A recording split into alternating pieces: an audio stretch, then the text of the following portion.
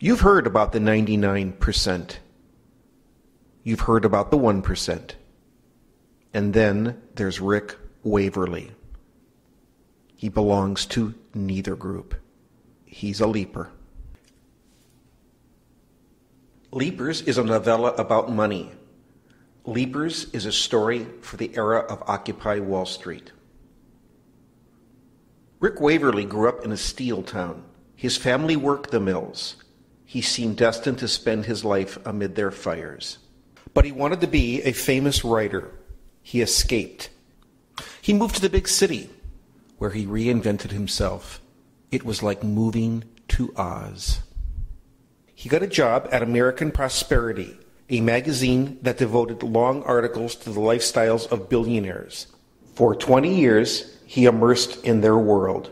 He made love to women born of privilege, women he could only dream about back in his steel town. Rick sailed on their yachts. He got into their parties. But he was not one of them. He was really still just a blue-collar kid in a blue-blood world. He thought his life among the rich in the city was one big boardwalk ride that he could get off of at any time. As the years progressed, however, his long night on that ride never ended. And then two events rocked his world. A homeless man moved into a camp below his apartment window, looking out at the great river.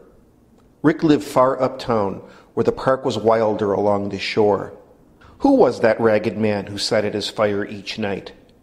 And then Rick got a dream assignment to profile the 11th richest man in America, Charles Douglas Fugazi. Fugazi was worth $15 billion and had not been seen in years.